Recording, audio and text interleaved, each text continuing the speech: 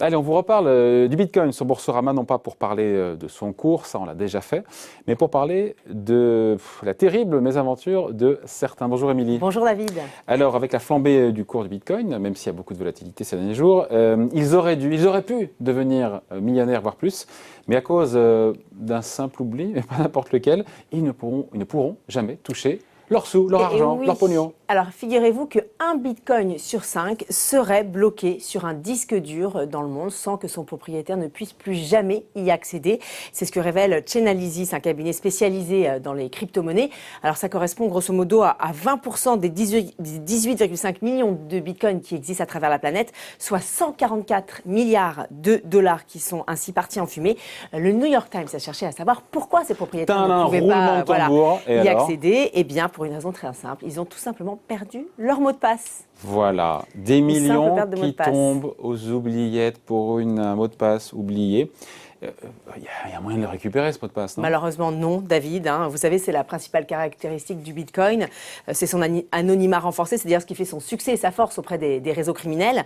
Alors du coup, contrairement à une banque classique ou à un service PayPal, eh bien, vous n'avez aucun moyen de récupérer ou de réinitialiser votre mot de passe. Pourquoi? Parce que Bitcoin, finalement, n'a à aucun moment accès à votre code, même pour autoriser une transaction. Il n'y a que le détenteur, finalement, qui connaît son code. Ce mot de passe, il vous donne accès, en fait, pour être un peu technique, à votre Iron Key. C'est un petit disque dur qui contient les clés numériques qui donnent accès à votre portefeuille. Donc, si vous n'avez pas votre mot de passe, si vous ne l'avez pas, eh bien... L'accès à l'Iron Key, c'est important, mais c'est une frustration mais terrible. C'est-à-dire qu'en fait, ils ont la fortune là, les fafios à portée de main. Et ça leur passe sous le nez. Et quelle fortune, David, vous l'avez rappelé en ce début d'interview. Le cours du Bitcoin, il s'est littéralement envolé. Il a quadruplé en un an pour atteindre les 30 000 $. Il a même brièvement dépassé les 40 000 $ ces derniers jours.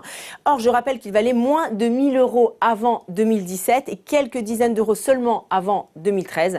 Donc, vous imaginez les plus-values vertigineuses. Oui, ça c'est pour ceux qui sont rentrés au tout début de l'affaire, de l'histoire. J'ose même pas imaginer la situation de celles et ceux qui se retrouvent justement... et après, on se dit, mais tout cet argent, il va dormir pour l'éternité? Alors, le New York Times cite l'exemple de ce développeur allemand qui avait gagné plus de 7000 bitcoins en 2011. Des bitcoins qui vaudraient aujourd'hui, David, tenez-vous bien, 220 millions de dollars. À l'époque, ce monsieur, il avait noté son mot de passe sur un petit bout de papier. Et oui, à l'époque, il ne pensait pas que ça allait prendre autant de valeur. Du coup, ce petit bout de papier, il s'est volatilisé. Alors, il a tenté 8 mots de passe. Pour l'instant, il a tenté sa chance 8 fois. Il ne lui reste plus que 2 chances. Voilà, la fébrilité, 2 tentatives avant que sa fortune ne s'envole désespérément dans les airs. Donc vous imaginez effectivement la fébrilité, le stress devant son ordi pour ces 2 dernières tentatives. Donc pour l'instant, il attend un peu, il essaie de retrouver la mémoire. Et puis vous avez un autre exemple cité par le New York Times. Là, c'est un entrepreneur de la Barbade qui a perdu 800 bitcoins estimés à 25 millions de dollars. Donc à l'époque, il y a 10 ans, il n'a pas été très inspiré en reformatant son ordinateur et donc en perdant toutes ses données, dont son mot de passe. Alors en France, David, on est également, pas dans les mêmes proportions, mais quand même, on a aussi des exemples. Alors c'est BFM qui cite le cas d'un journaliste parisien, donc un de nos confrères, qui a acquis des bitcoins en 2015. À l'époque, ces bitcoins, ils valaient 200 €. Aujourd'hui, ils valent la bagatelle de 28 000 €. Mais ce journaliste est assez philosophe. Il dit que finalement, il a fait le deuil de cet argent qui avait été obtenu sans avoir travaillé. Ah oui, certes, mais il doit y avoir, Émilie, quand même des professionnels qui peuvent nous aider comme ça. Enfin, aider en tout cas, il y a quoi? Il n'y a pas des super geeks, des spécialistes du dark web, des génies de l'informatique. On les appelle des serruriers électroniques, tout simplement. Alors, ils peuvent effectivement vous donner un coup de pouce, mais ils sont pas fous. Ils se font payer en dollars et pas en bitcoin. Et ils vous prennent grosso modo 20% de la somme obtenue s'ils y arrivent. Donc, c'est un business assez lucratif. Et en tout cas, le travail ne manque pas pour ces spécialistes. Preuve que beaucoup, en ce moment, ont perdu leur code d'accès. Par exemple, vous avez chez Wallet Recovery Service, qui est une société spécialisée dans les recherches de clés digitales. Eh bien, on constate un afflux de demandes le mois dernier qui a été multiplié par 3.